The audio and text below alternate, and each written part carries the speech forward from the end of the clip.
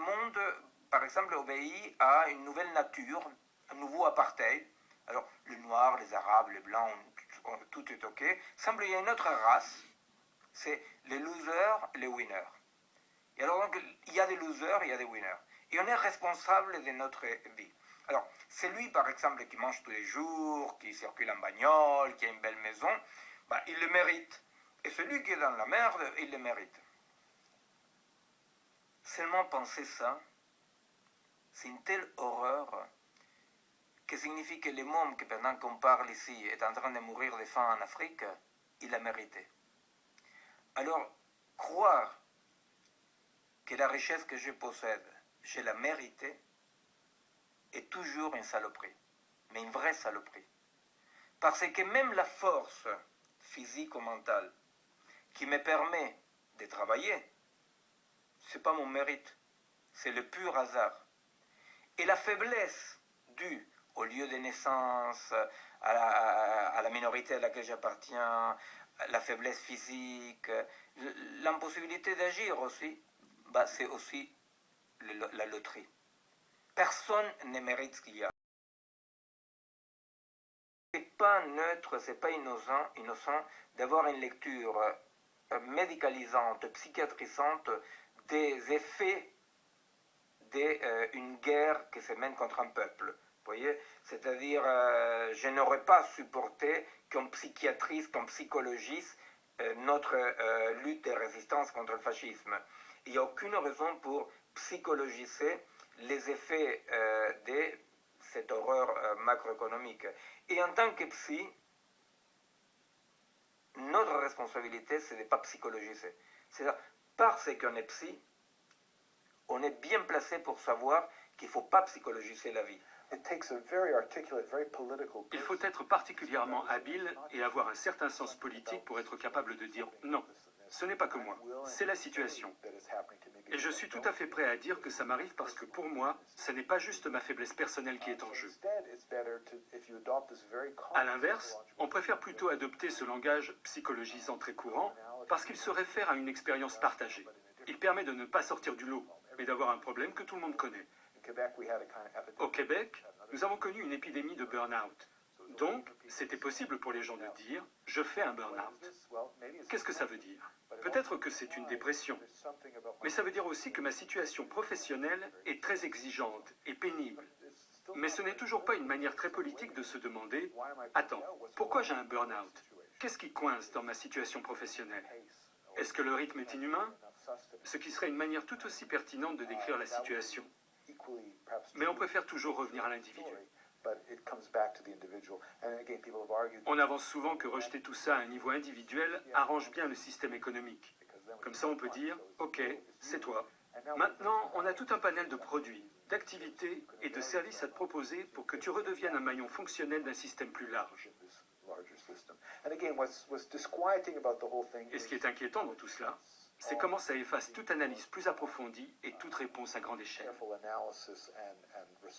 On peut dire que l'exact opposé de cette hyperpsychologisation et individualisation de la souffrance, c'est un peu Occupy Wall Street.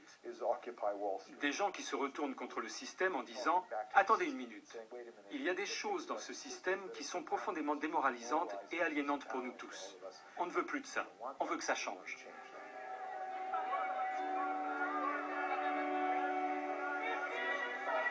La dépression serait-elle une réponse individuelle à une question collective? Le réflexe majoritaire aujourd'hui consiste à chercher en soi, dans son histoire personnelle, les causes et les solutions à des problèmes qui dépassent pourtant l'individu. Sans Dieu, sans maître, l'homme moderne est devenu le seul responsable de ses succès et par là même le seul responsable de ses échecs. Robinson Crusoe est un grand mythe de la culture occidentale. Et c'est le mythe fondateur de la notion d'individu. Il se retrouve complètement seul sur cette île, à l'exception des animaux, et il construit sa vie dans ce monde. C'est donc le mythe de la possibilité de l'individualité. C'est libérateur dans un sens. Mais qui va vous aider si vous chutez, si vous échouez? Vous êtes seul. Dans le mythe de Robinson, vous êtes seul au milieu de l'eau, seul sur votre île.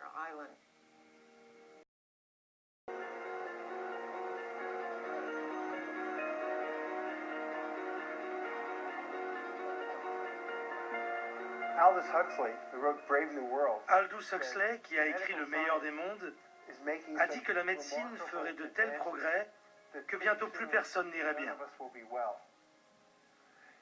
Il a introduit le concept du soma dans Le meilleur des mondes.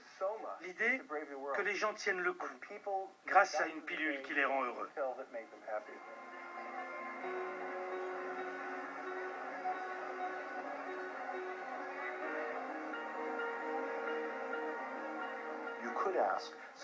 Vous pourriez vous demander ce qui aujourd'hui conduit à la dépression.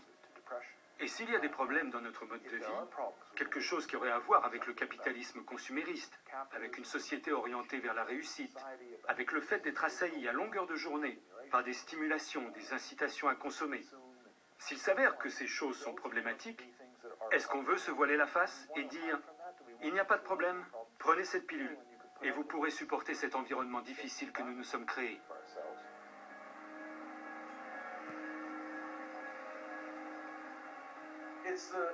Ce sont les statistiques du gouvernement américain qui le disent. Parmi les femmes qui sont dans la fleur de l'âge, entre 30 et 50 ans, environ un quart d'entre elles sont actuellement sous antidépresseurs. Pas sur l'ensemble de leur vie. En ce moment même, environ un quart de ces femmes sont sous antidépresseurs. En France, est-ce que tous les étudiants prennent des amphétamines? Ici, c'est le cas. Si on prenait un groupe d'étudiants de l'université de New York, et s'ils pouvaient parler librement, on découvrirait probablement qu'environ 8 sur 10 prennent des amphétamines. Si ce n'est pas du dopage, je ne sais pas ce que c'est. Are you among the restless many? Each tick of the old clock, a reminder that stillness is what actually kills us. When the walls close in, do you climb out? When the road ends, do you go on? La norme stupide et horrible actuelle dit il faut aller toujours bien, il faut aller bien. Restlessness starts with an itch and ends in progress. It is your ambition refusing to be bottled up, begging for a little blue sky time. On n'a pas le droit d'être fatigué, on n'a jamais le droit d'être fatigué, et de moins en moins. Ce qui serait intéressant, c'est de voir comment la dépression, d'une certaine manière, essaie d'excuser socialement ce que la fatigue n'est pas capable de faire. Ces modèles dans lesquels il ne faut pas aller mal, c'est un modèle dans lequel on va toujours mal. Genetics have a voice you can only deny so long. They scream, go, run, act, find, dare. Where you go when you have the itch is free will. How you get there? L'un des grands droits qu'il faudrait conquérir, ce serait le droit d'être fatigué. Et le droit d'être triste. Et le droit d'être triste, qui va avec, effectivement.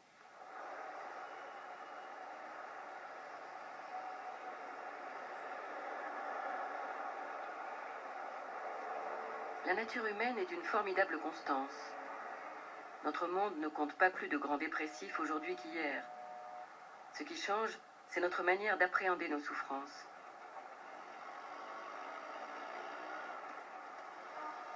En exigeant de nous la performance, notre société nous interdit la tristesse, l'ennui, le spleen, le deuil, la latence, qu'elle médicalise à outrance. Mais sommes-nous vraiment obligés d'obéir, de souscrire à cette mythologie contemporaine? N'est-il pas temps d'en réinventer une autre?